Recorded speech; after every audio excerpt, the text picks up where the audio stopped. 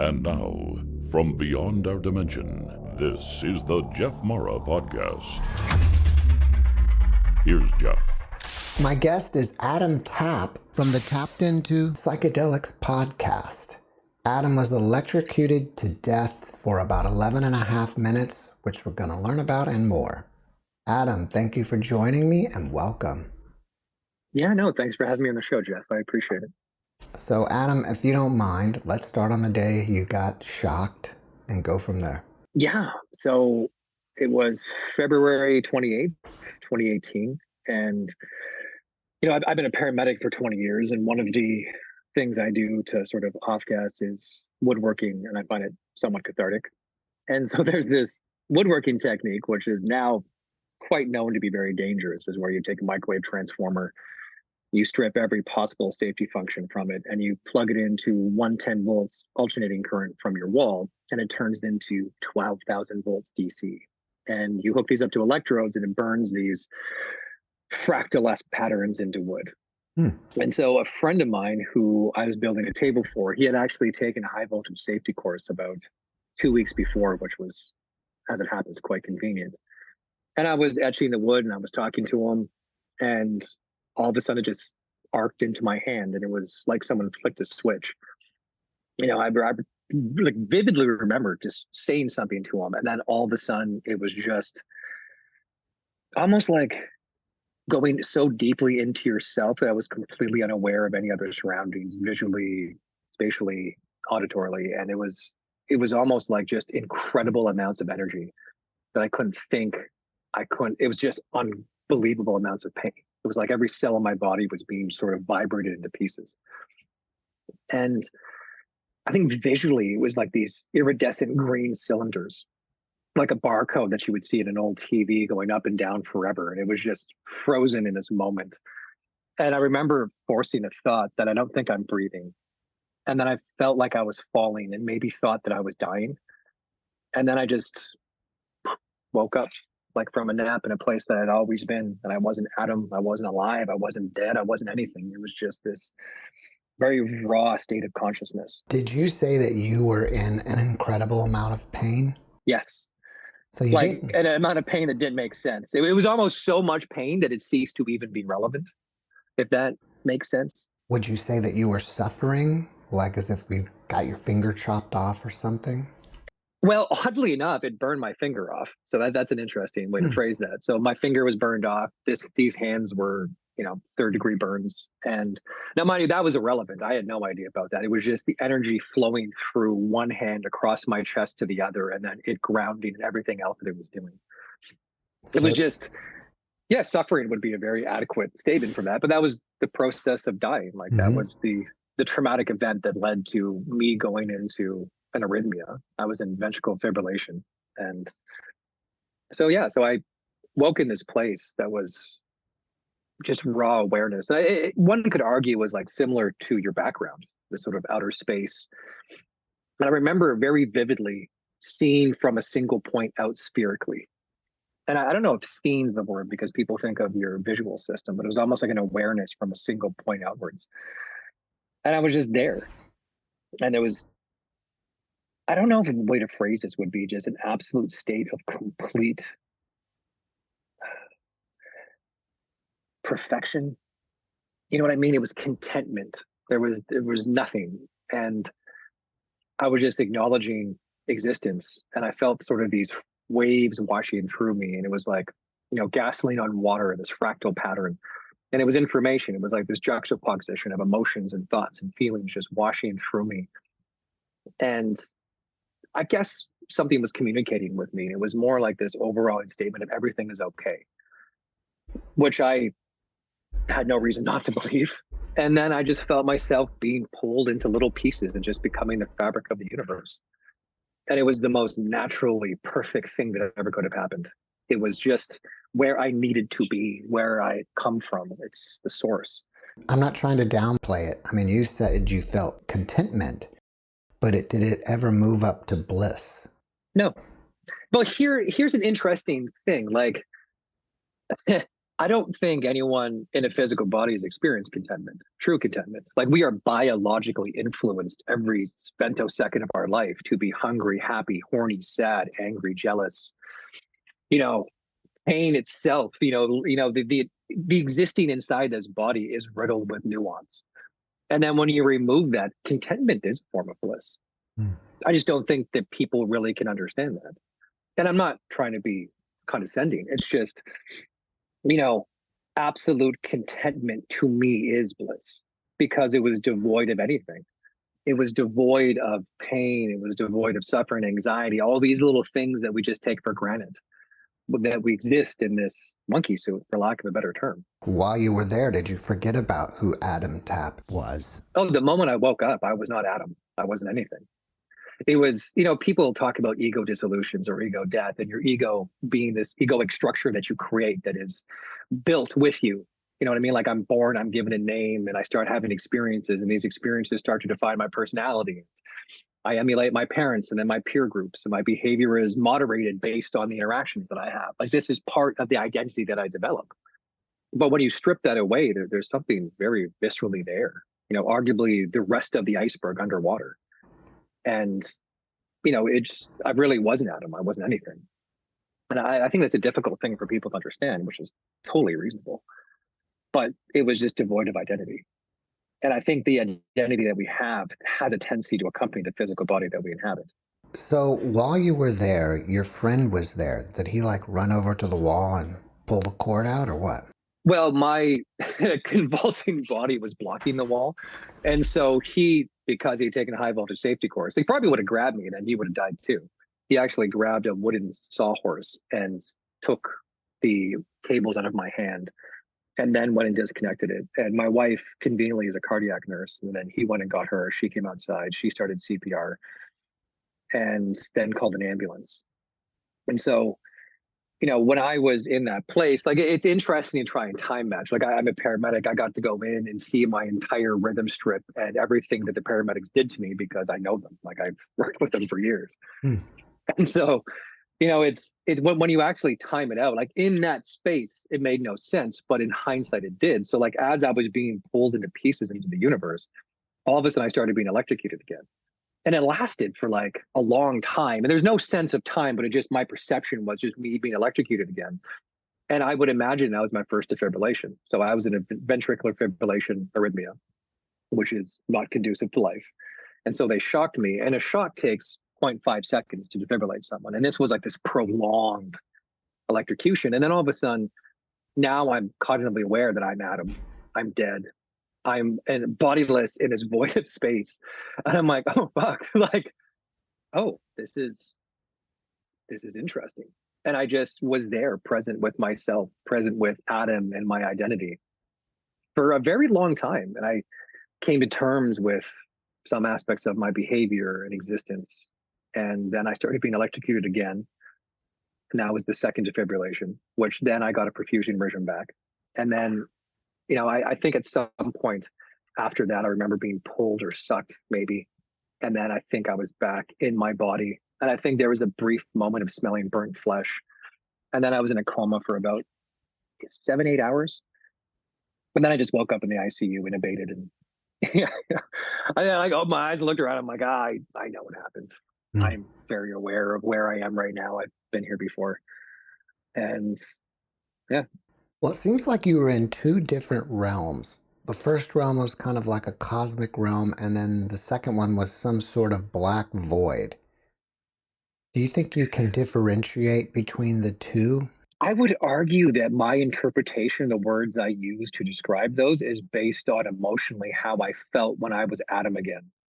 The first place it was the same thing. It was like this stars in the distance, void of black space. And it was perfect, and it was content. It just was perfect. But then when I switched when my awareness came back, then it became a little bit more black voidy, because there was fear involved. There was oh my, I'm consciously aware of my human self now in this void there's a very stark contrast to every other moment of my existence as Adam. And so I think it was the same place. It's just my perception of it changed when I became myself again. That's a great piece of information because I've talked to many people who go to the black void, and some retain, just like you, retain the identity and some don't. So I still feel like it's two different places, but I guess not. Well, and two different places. One could just argue it's just different states of consciousness within the same place. And that in itself would be a very different experience, right? Mm-hmm. It's arguably quite subjective. Well, after your experience, after you recovered, did you notice that you had any new abilities that could be considered psychic? Uh, I would say empathetic, perhaps. Like when I woke up in the ICU and after everyone had hugged me and everyone's like, "Oh, you're not brain dead," which is great. I remember just sitting there and like they pulled the tube out and I had a bone, like a needle drilled into my bone, and they got that out. And I remember just breathing on my own, and I'm like looking at my arms, and I remember like just touching my arm and smelling myself. And I went through a stressful event. I'm going to have some stress pheromones going, but I just was like, I am a stinking monkey. It was like I am this. I was just this. I got downgraded from like a Cray supercomputer to this Commodore 2000 16-bit, horribly pixelated nonsense, and that lasted for like over a month, several months, and it was a gradual decline. But I remember even like talking to my wife, just being like, "This isn't real," and not that that's bad, but this isn't real. Did you have This is the dream, this reality that we exist in, perhaps to create experience or to know thyself, to whatever. But it was very much this very visceral belief that like this isn't real. Can you expand on that? Because I think you'd be a great person to be able to talk about the difference between the realities. Many people do say that this is the dream, but I think you can give us some more Well, insight. again, this is highly philosophical and deeply subjective, but as it would be. I think I think people need to understand that we live in an altered state of consciousness for like a third of our life when we sleep. You know what I mean? Like, and if you've only ever really been in one singular perspective when you're awake, then that's all you know. So it's all that can be. But to me, like there was a very definitive point within that experience where it was like, this is the underlying base reality, and what we experience in life as we flitter around and do talking monkey things is the dream. Like I can say with absolute statement that experience of being pulled into pieces and becoming the universe, it was just so absolutely clear that we're all just facets of an infinite complexity experiencing itself subjectively. And that's what this reality is so that we can experience ourself as a single complexity through these multiple little points of individual identities in which we interact with each other. We fight each other, we love each other, we breed with each other, we destroy and kill each other. And it's just this constant, and people, you can use the term simulation, but I think that has a sinister overtone to it, where it seems like it's this, godlike beings or proto-humans and, or some nonsense where we're creating simulations for whatever purpose. But I don't think that's the case. I think that reality simply is just this, quantum vibrations slow to a point to form mass and take form by observation. And we just simply exist within it to perhaps learn, to experience, to generate complexity as seems the universe wants to do. Are you saying that collectively we are all God or Yeah. source Yeah. experiencing itself individually? Yeah. And within that we have identity. I think that identity trails back. Like if you look at this sort of an infinite complexity, there's a lot of space between you as a physical identity and then being a singular being. And within that space, there's a lot of room for identity. But I think at the core of everything, and it was profoundly clear, is that we're all God. We're all, and God's a loaded term. And I don't think you can say the term God in Western culture without thinking of sort of this bearded man in the sky passing judgments, whether you're Old Testament or New Testament. Like there's a current of theocracy that exists in our culture that whether you're secular, agnostic, or Christian, we all know what a cross symbolizes. We all have that ingrained into our belief structure, and the term God very much symbolizes something for us. If we were Hindu, it might symbolize Ganesh. It might symbolize the pantheon of different deities, but here it symbolizes something very specific, an anthropomorphic being, a sky daddy, if you will, judging and loving and all these weird, strange things. This was just simply an infinite complexity of math. It was this fractal that's self-perpetuating and existing, creating multiple layers of reality and existence. Do you think if you would have stayed there for good, you would have completely lost the memory of Adam Tapp? I don't think you can lose memory at all. Like I don't, that's not the purpose of this. I think it would be stored, whether in the greater fabric of the universe. I don't know. You know what I mean? Like I don't think the purpose of this is to create and then forget. There's no meaning to that. I think the purpose is to increase complexity, and to increase complexity, you need the memory or the record of what was before it to thus increase complexity. I think all of our experiences are stored. I think all of our lives are stored. While you were there, did you tap into some sort of unified field of all knowledge? Yes and no, right? Like again, I feel like the issue is that the moment someone says knowledge, you're like, well, tell me it. And you're like, it's not something that you can speak of. It's just something that simply is. It just simply is. It's merging with an infinite complexity, which by its very nature is knowledge. By its very nature, it's math. By its very nature, it's everything. And merging with that, or becoming part of it, yeah, as if you're being told something or reading in a book. It's just embodying it, knowing it viscerally. What inspires you about that experience? Well, it's funny that, I have the podcast Tapped into Psychedelics, and people are like, oh, did you start doing psychedelics because of that? And it's like, actually, no. I started doing psychedelics like 10 years ago, just due to, let's say, emotional stress with being a paramedic and the stress of being alive. Life is hard. The universe is trying to kill you. It's difficult. We're all going to die someday. There's a variety of interesting existential things that we can fixate on outside of the nuances of just simply being alive. And so I would argue that my near-death experience was somewhat in the middle of my psychedelic journey. And to me, it was very validating in a sense because, like Bruce Grayson talks about psychedelics as an alternate state of consciousness that can be comparable to near-death experiences. And there's actually a lot of research out there that is valid and legitimate. And, Michigan University was showing that DMT, or dimethyltryptamine, is present in our brains in waking hours that's comparable to serotonin or dopamine, which means it's a dominant neurotransmitter. They've done study with rats where introducing cardiac arrest and sampling the cerebral spinal fluid shows a 6-fold increase of DMT. So this is an integral thing. So it's hard not to think that, psychedelic experiences dovetail completely with NDEs, and that an NDE simply is just a deeply personal, biologically paired psychedelic experience originating in your own brain. For the majority of near-death experiencers that I have talked to that have experienced both the NDE and psychedelics, the majority say that they're different, though. And that's fine. I think one of the biggest issues is that they're not doing enough psychedelics. And I say that with regard to people's experience.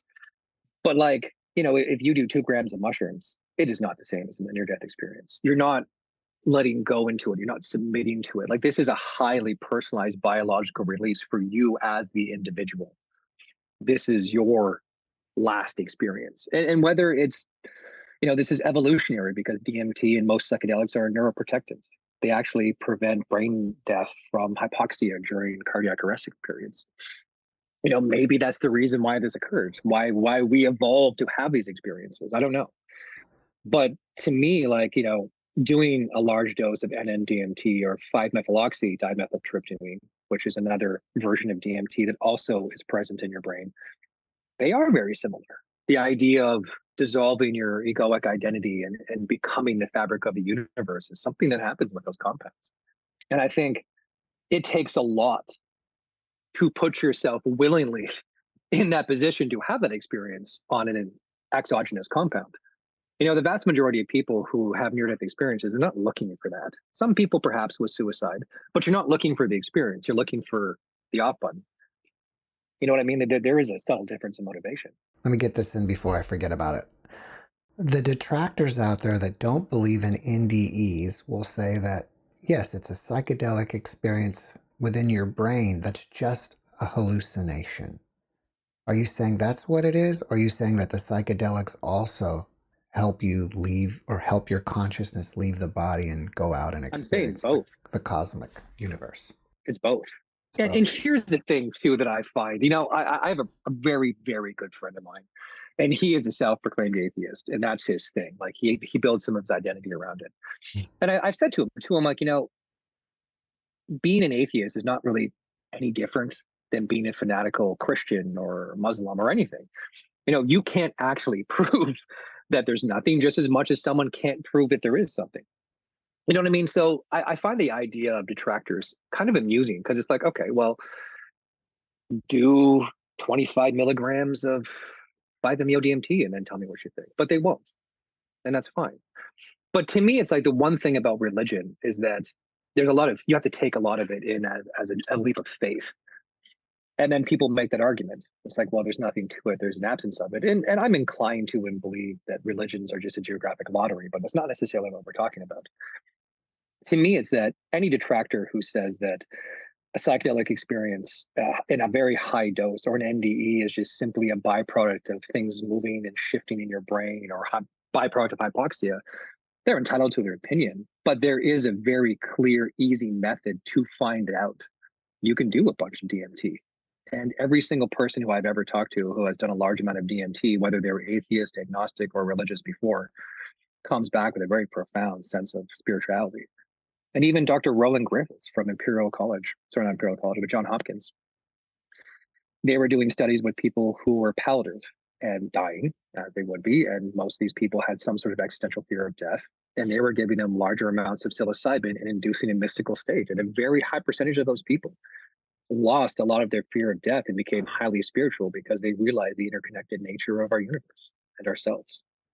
Hmm. And so to anyone who's like, this isn't real, I'm a materialist and a rationalist, and this is all nonsense, I'm like, there is a lot of avenues for you to go and try and have subjective experience of your own. And then you tell me what you think. And that's simply my response to that. Hmm. There's naysayers for everything. But at the end of the day, this isn't a debate between religion and secularism. This is a debate between notions of spirituality and rationalism. And any one of these people who are detractors can simply go to a retreat in a legal setting in Jamaica or somewhere and do a large amount of a psychedelic and have their own spiritual experience. And then we can have that conversation. You mentioned that there was a presence during your NDE. Who do you think that was? I think it was myself. Like your higher self? Yeah. What about and during taking DMT or anything else? Have you encountered any presences? Well, here's an interesting thing about that. On my podcast, I interview Kevin Thorban, who is part of the DMTX program, in which they're using DMT intravenously in infusion pumps in a legal setting to explore the DMT world. And we were having the conversation about, you interact with what is perceived to be highly intelligent sentient organisms, multidimensional species, or whatever you want to refer to it as. And that's an interesting pill to swallow. And I'm sure many detractors would also say, well, that's just nonsense. And it's like, okay, but have the experience. Put your money where your mouth is, contact DTMX, go there, and legally have the experience. And you interact with these things. And Kevin and I were talking about that. It was like, do you think that these things are sentient, highly intelligent, multidimensional beings, or do you think they're simply reflections of yourself? And that was an interesting conversation. And I don't know the answer to that. It's difficult because, again, it's purely subjective. I guess you haven't met the machine elves. No, Terrence McKenna, affectionately refers to these things. And again, too, like, I think machine elf is simply just here's an interesting thing to look at is that human language has evolved to describe the things around us. You know what I mean? And as we became more scientific and we started looking deep into the stars and down into the electrons, our language had to expand to encompass those things. But we don't actually understand it. I don't know what a billion people actually means. I understand the term. I know what it means in mathematical sense, but I can't understand it. Just as much as I don't understand how small, a vibrating quantum fluctuation is. I don't, but I understand the words. And so the further you go away from linear human experience, the more esoteric the descriptions become. And so, describing a psychedelic experience, the moment you put words to it, you're moving into this small container and limiting it to the vernacular of our species. And the French have, 3, 4, 5 times as many descriptive words in their vocabulary, but it's still to describe things that we experience on a day-to-day basis. And by Terence McKenna saying machine elves, I think he's just categorizing entities in some unique esoteric mix of words. But it is like, I've done a large amount of NMDMT before and experienced, I don't want to say godlike beings that seem to have a separate sentience, but yeah. And I don't know what that means, or if they actually are, or facets of myself. It's subjective. Wasn't there a study out there that about 100 people were given DMT and a significant number of them saw the same beings? See, and that's an interesting thing. And I've had that conversation with people too on my show. It's like the idea that, is there a collective consciousness where these archetypes exist? Or is it more literal in the sense that I've read Terence McKenna's book, so I'm primed to see what he told me because my imagination is present for it? Or if you taking people who have no previous understanding of the literature surrounding this, do they still see the same thing? And I don't know the answer to that. Like ayahuasca, for instance, it's a DMT based mixture of the Amazon rainforest that has a MAO inhibitor in it. I've done it before, and like, you experience these plant and animal spirits that are coming and interacting with you, this massive anaconda, condors, jaguars, all these different things. And it's like, would I have experienced that if I didn't know what to expect? I don't know. I assume the answer is yes, but again, my assumption is irrelevant. Are you still doing psychedelics? And if so, why? I think the reason why people do psychedelics varies. I think when I started doing it, it was because I needed to let go of things. For an example, the first psychedelic I did as an adult was iboga, which at the time was actually legal in Canada. And it's used to treat addiction because it can cause a complete cessation of, a 20-year opioid addiction within a grueling 14, 15-hour experience. And a friend of mine actually got off a very significant opioid addiction. And because if you're a polydrug user for 20 years, there's a variety of medical concerns you can have. He wanted me as a paramedic to help him help other people. And I just felt that I needed to try this. And so I ended up doing a pretty solid dose. And I'm not going to get into the experience because it's a very difficult thing to describe. But all I can say was that I went into it and I started seeing all these visual vignettes, for lack of a better term, of like torn apart bodies and eviscerated people and people burning alive and things from my career. And I couldn't look away from it. And this very deep voice was like, no, look at it. And I listened to what it said. And I spent like 7 hours just going through these horrific things. And it took me a while to figure it out. But towards the end of the experience, I realized that I was taking all of these emotions and memories that in a way I had put wet and dirty in a laundry basket that were festering and molding. And I was pulling them out. I was washing them. I was drying them. I was folding them. And I was putting them back in the cupboard. So why does someone do psychedelics? I'm taking responsibility for myself. I'm taking responsibility for all of my traumas, my nuances, my insecurities, my fears, and I'm dealing with it. My question really was, since you've had the NDE, why are you still taking them post-NDE? Well, the NDE itself was a profound experience, but it was almost a validation of other psychedelic experiences. I'm having an experience that very much dovetails and connects to the psychedelic experience from exogenous materials, and then having my own endogenous experience. And again, too, like if people don't think that they're similar, that's fine, but I do. Mm-hmm. And, there's a lot to unpack within the human psyche. It's life's hard. The moment you're born, you start having traumas, whether it's teething, whether it's nightmare, dog barking, all these things start accumulating inside you. And they They all merge and require coping mechanisms, which might be suitable in the time that you experienced it, but all of a sudden 10 years down the road, you're making bad decisions, you're insecure, you're jealous, you're afraid, you're anxious, you're depressed. We're just accumulation of all our experiences. And much like that first psychedelic experience was washing my laundry and folding it, that's what every subsequent one was too. People can take psychedelics to go outside their body and have a light show, and that's fine. But the most of the psychedelic work and research that has been done has been to help people with their mental health. Do you think there will ever be an end point where you will feel like you've learned everything that you could have learned from psychedelics and say, okay, I don't need to do it anymore? Probably. There's something to be said for the idea that I don't think it's so much as learning as it is letting go. More often than not, we're all in our own way. In a very literal sense, we are the reason why we're upset. We're the reason why we're jealous or angry or sad or whatever. And we look externally to validate those experiences. And it's my boyfriend, my girlfriend is the reason why I'm jealous. And it's like, no, it's you. You're the reason why you're jealous. And if this person is cheating on you, then you shouldn't be with them. Move on.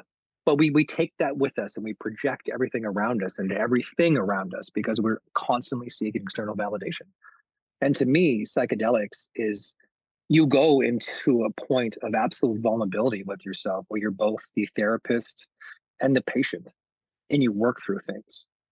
I've heard many people say that a good psychedelic experience is the equivalent of 10 years of therapy. And I agree with that statement. And you could ask someone, well, when are you done therapy? And it's like, I don't know. Do you think there's any risks to doing psychedelics? In what capacity? Mental capacity, like causing PTSD or whatever mental problem you have, making it worse. It's a very complex question. So I will say is that, American Special Forces veterans are going and being treated for PTSD with psychedelics.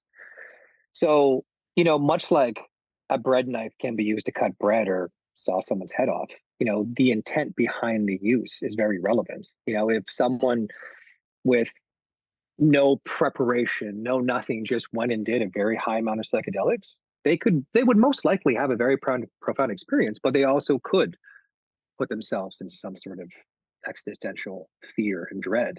I think psychedelics, much like NDEs, are something that should be respected and looked at as a very powerful tool and not just some sort of recreational experiential generating engine.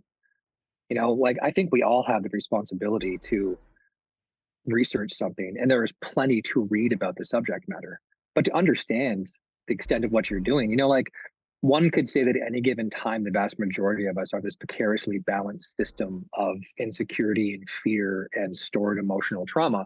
And the moment you start peering into that Pandora's box, once it's opened, it's, be prepared for what comes out. And a lot of these retreats that people go to are ran by therapists, by facilitators, by people who work with integration. And you spend time there, working through your stuff, both in and outside of the experience. If I was going to do it, I would probably choose DMT over ayahuasca because I wouldn't want to go through all the vomiting. The funny thing about vomiting is I think when most people like vomiting, you picture having the flu or, alcohol and you're drunk and it sucks. And you make all these promises to yourself to never drink again. But in ayahuasca, when you purge, you know what's coming out of you. It is some sort of insecurity. It's some weird pathology that's emotional inside you. It's catharsis. I've done ayahuasca several times, and every time I've ever vomited, I knew exactly what it was. I could see it. It was like black tar coming out of me and being purged, and it pertained to some deep insecurity that we all have. Would you say after that vomiting, you were relieved of the insecurity? Here's an interesting thing. Okay, after that experience in which I vomited, I felt cleansed of that specific facet, but we are a profoundly complex emotional mammal. I think when people talk about, the dangers of viewing psychedelics as this panacea, is that we live in a culture that views it as I take a pill and I'm fine. I'm depressed. I take an SSRI. I'm good. I have high blood pressure. I'm not going to exercise. I'm not going to do anything. I'm just going to take an antihypertensive and I'm good. I don't want to do the work. Mm. Psychedelics is work. It is nothing else but work. And in that space, you can accomplish a lot. But at the same time, again, like I've found that doing psychedelics is more often than not, I remove one emotional trauma and realize it's connected to 4 or 5 or 6 others. And that's the complexity of the human condition. You may not think this is relevant, but a lot of people do experience this after having an NDE. And that is, have you seen UFOs? I don't think so. You know what I mean? Like, I'm not outside looking in the skies all the time, but after my NDE, I was like outside of just feeling like everything is a dream and, being very foreign in my body. I feel that my levels of empathy towards other people are sometimes need to be moderated because I can very much feel what other people are feeling in the moment. And maybe that's just a heightened layer of, observation, both physically and emotionally. I don't know. Hmm. But I wouldn't say that I've been seeing things flying through the sky by any means. Has the memories of the NDE faded over time, or are they just as clear today as when they happened? I would say they're just as clear. I don't think they've faded. Maybe in some part, but not in a point that I would be like, I'm having difficulty putting it together. Perhaps the way I explain it changes as I change, but the memory is still present. I joined a Facebook group about DMT, and sometimes their posts come across my feed. And recently there was a post talking about how many times do you need to do DMT before having a breakthrough. At least I think that was the language that they used. Mm. And a lot of them say they have to do it a lot. And they may only ever have that breakthrough once out of like 30 Yeah. times or something. Does that make any sense to you? Yeah, it totally does. Like, it's sort of an interesting way of looking at something. Is like, again, when you hear about psychedelic experiences, you hear about amazing ones. You don't hear about the time that someone didn't break through, because why would you tell that story? I did a bunch of DMT and then nothing happened. And you're like, oh, that story is anticlimactic. So it creates sort of this system where people have high expectations. And, you need to let go into the experience. You need to submit to the experience, because if you fight it, it's very difficult. And I think with all psychedelics, whether DMT or psilocybin or anything, the biggest part about it is just letting go and submitting to the experience. Like all of us from a very young age, when some sense of, rationality kicks in and all of a sudden you're just gripping life, white knuckled steering, and your foot's on the gas. And everyone has this idea that the moment I let the foot off the gas, the whole thing's going to flip and I'm going to go off the road. And it's like, no, actually, like, just calm down.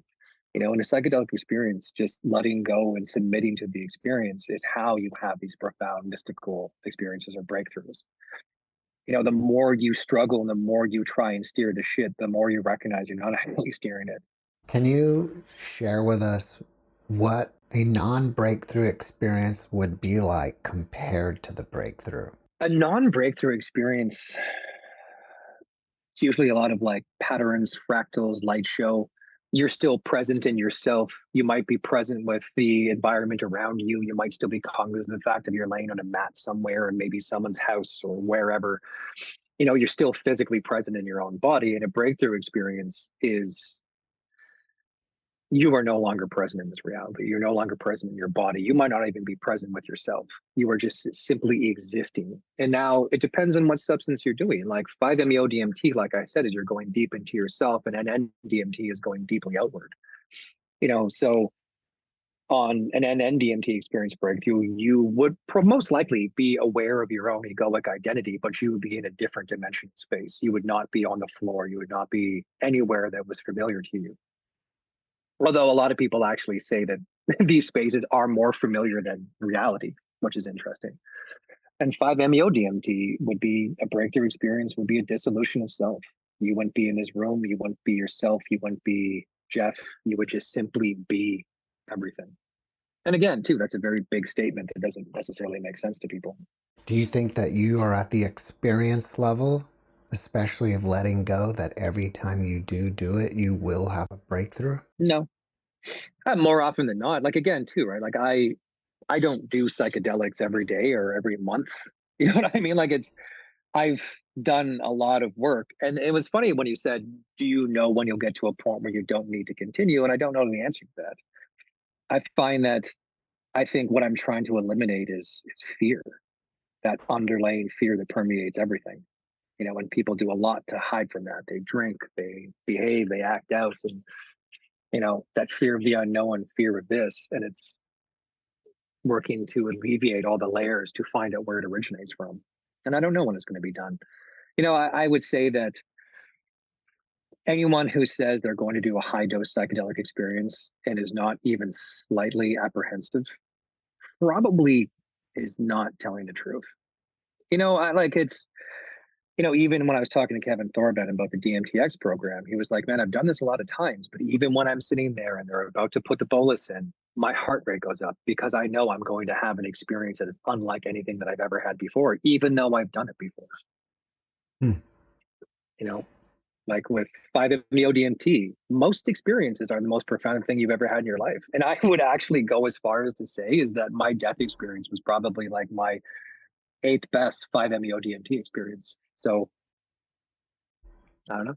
At this point in your life, do you fear death at all? No, I don't think so. Like I have a daughter who I love with every fiber of my being. I'm going to have a son in the very near future who I know I will love with every fiber of my being. I don't want to die because I need to be there for them.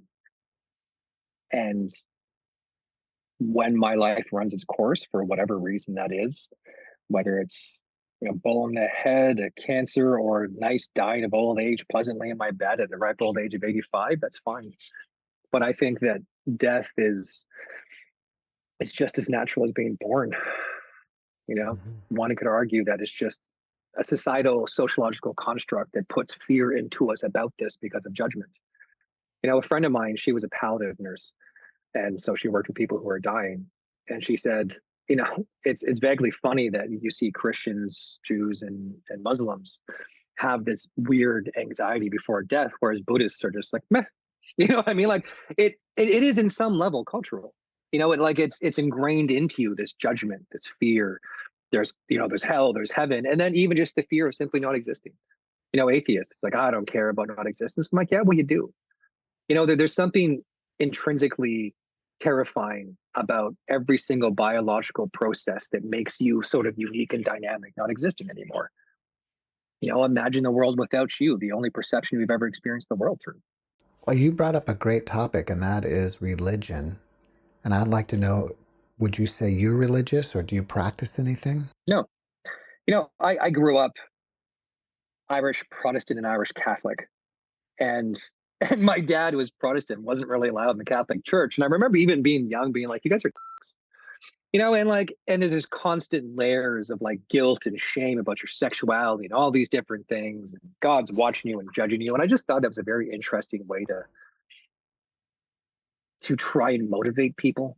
And as far as I'm concerned, if you need the fear of death not to do bad things, then chances are you're a bad person. And fair enough if that is the motivating factor, because I'd rather a bad person being good for fear of hell than doing whatever they want. But I don't think it's necessary. I think religions can build community and bring people together. They're very good at motivating, whether that motivation is a crusade or to help a group of people get by. Like it's, again, that bread knife. Saw someone's head off or it can cut bread. It depends on the intended use. I've always thought that religions are a geographic lottery. And you're most likely Christian if you're born to religion in North America. And of that denomination, of what kind of Christianity you would be, I don't know. If I was born in India, I'd most likely be Hindu, maybe a Jain, maybe a Buddhist, maybe a Sikh. It's a geographic lottery. And my biggest issue with most religions is the fact that we're right and you're wrong. And to me, the idea that being born by chance into a specific geographic region all of a sudden automatically puts me at risk to go to hell because I didn't have the luck of being born in a different culture. That's not the kind of God that I want to follow. Well, I want to say again that your podcast is called Tapped in Psychedelics. If people want to check it out, where do they find it? It's Tapped into Psychedelics, Oh. and it's on Spotify. Same. Well, kind of. It's on Spotify. It's on Apple iTunes. It's all over the place. It's TAPPED into psychedelics, and it's just, I only want to do like a fixed amount of episodes. It was just I've had these profound experiences and just let go of so many things, and I do feel so much better being, removed of the burden that we all have. It's I have this thing where it's like, you're born and you're so pure and you're hopeful and you're devoid of fear, but something happens. Something has to. And it's like you're wearing this backpack, and every little experience is, a pinch of sand, a small pebble. And over like, 30, 40, 50 years, you have like a 40, 50 kilogram backpack on. And you're wondering why it's difficult to get out of bed. You're wondering why it's difficult to be happy. You're wondering why it's difficult to do all these things. And it's like, yeah, we're just this accumulation of experiences. And taking responsibility for them is a very beautiful thing. Well, I really appreciate your honesty today because, in my opinion, let us all know that even though you've had an NDE and you've had psychedelic experiences, you still have, the things that you're going through in your life. You're still not perfect yet. And you're not, Here's some free advice for everybody. Be weary of people who claim enlightenment. Be weary of the people who say they have all the answers, because at the end of the day, the purpose of this vehicle that we all exist in is to be flawed, is to bumble through this life not knowing what tomorrow brings, and to do the best we can. And that's it. And if you can do it better by letting go of some of the things that have happened to you and your insecurities, then that's fantastic. But at the end of the day, we are all truly perfect within our flaws and within our bodies and within our existences. But by that very nature, if we're all perfect, then how is one person any more or less perfect? You know what I mean? It's like, celebrate yourself and celebrate who you are, but always recognize there's more work to be doing, because within that realm of perfection exists the capacity to be better. After watching this podcast, people may want to reach out to you and have a chat or ask you questions. Are you open to that? And if so, how do they contact you? I'm open to it. Like I'm busy. I got a little kid. I'm working. I'm doing this. I'm doing that. But I like talking to people. You can hit me up on Instagram. It's Tapped Into Psychedelics. You can message me on there. There's a webpage for Tapped Into Psychedelics. There's a variety of ways to find me. Facebook. I don't know. Well, before we finish up, can you leave us with one last positive message? I thought the last message was pretty positive. I can't pull one more out of you. Well, it's, I personally believe, that we're all facets of an infinite complexity experiencing self subjectively. And I think the subjective purpose of our experience is to, know thyself, that term that permeates a lot of religions. And in knowing thyself, we need to take care of each other. We need to love each other. We need to be patient with each other, and I know it sounds sort of cliche, but like, do unto others as you do unto yourself. You know what I mean? Like, there is a lot to take that's beneficial from all these religions. It's just understanding that every living thing is a facet of this complexity. You can't separate from religions, ethnicity, gender, species, even. Is a blade of grass experiencing conscious the way a blade of grass exists, any more or less conscious than anything else? I don't know. It's a worthwhile thought experiment. Adam, thank you for your message, and thank you for being my guest. Yeah, that was a pleasure, Jeff. Thank you. Thanks for watching the JeffMara podcast. I really appreciate you. Another way to show support is through YouTube memberships. And if you do, there are loyalty badges and other perks depending on your level of membership. All you need to do is click the join button underneath the video to find out more. Thank you for your support.